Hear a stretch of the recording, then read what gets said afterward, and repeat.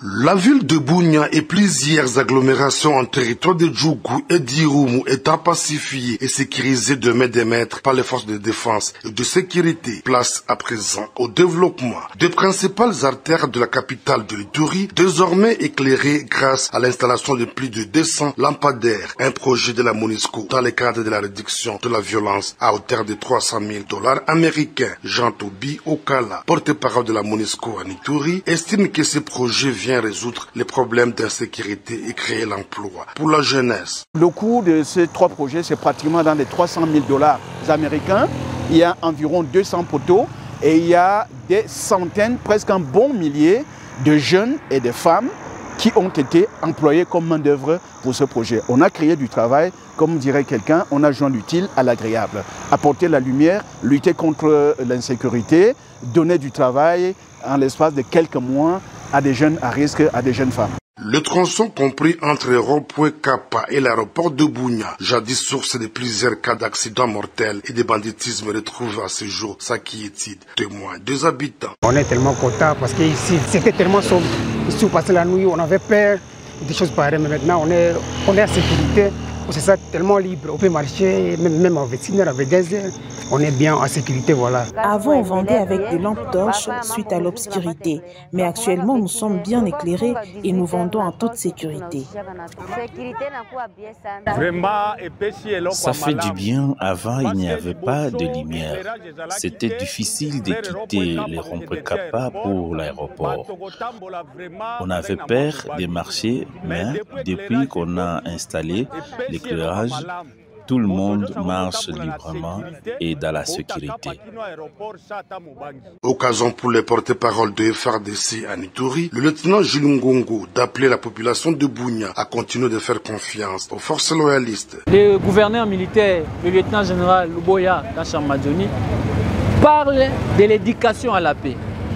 La population de Bunia en particulier et celle de l'Ituri en général doit cultiver l'éducation à la paix. C'est collaborer, c'est la tolérance, c'est l'esprit d'écoute, c'est l'humilité. Alors cette jeunesse, autrefois, ne pouvait pas travailler jusqu'à 20h, 21h parce qu'il y avait l'insécurité.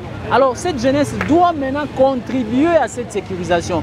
Pour redynamiser la sécurisation, il faut que les jeunes puissent cultiver l'esprit de la paix, de travail, d'endurance, de collaborer avec les forces armées et tous les partenaires. Disons-le, l'éclairage public joue un rôle capital dans la lutte contre l'insécurité. Et pour rappel, la desserte en électricité en ville de Bunia est assurée par l'Electrocum, une branche de la société minière de Kilomoto qui exploite la centrale hydroélectrique de Budana depuis plusieurs décennies.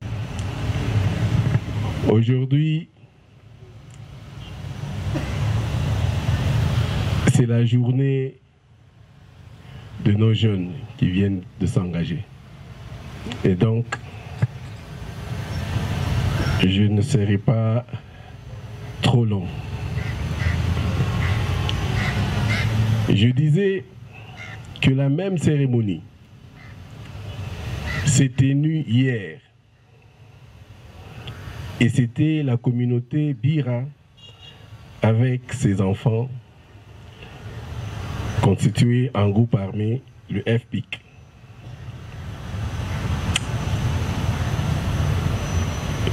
Jamais nous n'aurons pensé qu'en ce jour, nous pouvions déjà faire un si grand pas. Et comme je l'ai dit la dernière fois, c'est tout simplement parce que nous avons tenu à deux choses. L'humilité, la discrétion. Parce que l'humilité, parce que nous nous retrouvons en famille. On peut être un père, mais il faut aussi à un certain moment montrer son visage humain aux enfants qui se sont égarés. Ou même peut-être aux enfants qu'on dit être égarés. Parce que comme je l'ai toujours dit, dans un conflit, si on pense qu'on est la seule victime, c'est qu'on crée déjà le lit d'un autre conflit. Ainsi donc, je remercie le président de la République qui ne cesse tous les jours, encore hier, à poser la question sur l'avancement de la paix. Le Premier ministre, très intéressé. Je pense que la délégation de Kinshasa en a eu la preuve. Hier, encore avec le ministre de la Défense, je me rappelle encore de sa voix rauque. Je n'ai même pas osé lui poser la question. Je l'ai senti un peu mal. Mais il n'a pas manqué à me rappeler pour me poser la question sur la cérémonie d'aujourd'hui. Je remercie aussi tous les intervenants, spécialement la MONUSCO.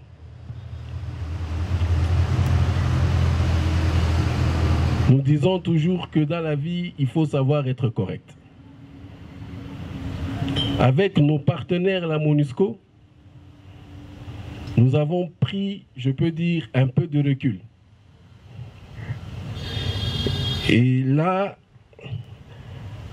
je tiens spécialement à vraiment remercier l'agent, si je peux le dire, tactique. Parce que c'est lui qui a été sur terrain. C'est à lui qu'on a laissé toutes les responsabilités. C'est lui qui s'est promené partout, à Kinshasa, qui est revenu ici, qui a fait tous les contacts pour qu'aujourd'hui nous soyons là. Et donc j'ai parlé de la discrétion et l'humilité, parce que vous savez ce qui s'est passé il y a peu. Je tiens aussi à féliciter nos jeunes, nos enfants. Je sais que des fois, les gens se sentent un peu blessés quand on parle de nos enfants. Mais dans une famille, il y a les bons, il y a les mauvais. Ce n'est pas pour autant qu'ils ne sont pas nos enfants. Ce sont nos enfants. Je tiens à les féliciter et à les encourager. Parce qu'ils vont se rendre compte que c'est un processus périlleux. Parce que les uns vont penser, peut-être, qu'ils ont perdu leur ego, qu'ils ont perdu leur fierté en faisant certaines concessions qu'ils pensent être vitales. Non. Vous n'avez pas perdu votre ego. Vous n'avez pas perdu votre fierté en vous engageant pour la République, en vous engageant pour vos parents, en vous engageant pour vos frères et sœurs.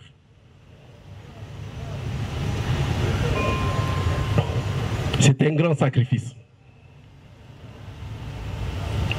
Et il y a des gens qui vont peut-être combattre, pensant que, ou qui vont se mettre au travers de votre route ou de ce chemin que nous empruntons tous ensemble aujourd'hui, qui vont penser peut-être que non, ils ne sont pas dignes de confiance et que peut-être ils vont se faire des réminiscences. Nous avons fait ceci, on nous a fait cela, on nous a fait ça. D'autres encore vont dire, mais c'était un honneur que vous avez offert à ce général. C'était un honneur que vous avez offert peut-être au chef de bureau. C'est un honneur que vous avez offert au président Delori. Mais non, mais que non. C'est un honneur qu'on offre à la République.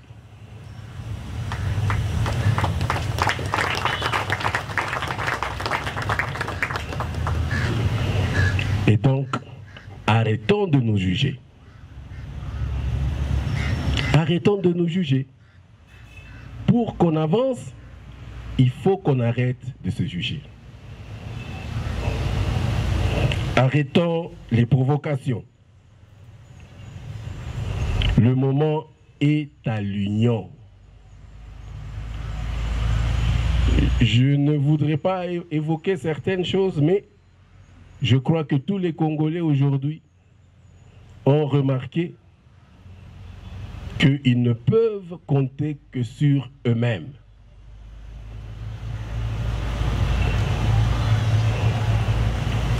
Et arrêtons aussi, chaque fois que nous avons des problèmes, à évoquer, je ne sais pas, les amis et tout. Construisons nous-mêmes, faisons-nous confiance et trouvons des solutions.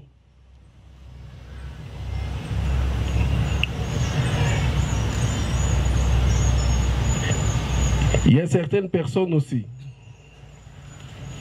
qui peuvent avoir une parcelle de pouvoir parce qu'ils gèrent la communication. Vous savez, dans tout ce qui se passe aujourd'hui, la communication compte beaucoup. Parce qu'elle peut changer toute l'histoire du pays et toute l'histoire de la province de l'Ituri, parce que nous parlons de l'Ituri. Je vous demande de nous accompagner. Vous n'êtes pas nos ennemis, vous n'êtes pas l'ennemi de l'une ou de l'autre communauté, vous êtes l'ami de tous. Voyez seulement les conséquences.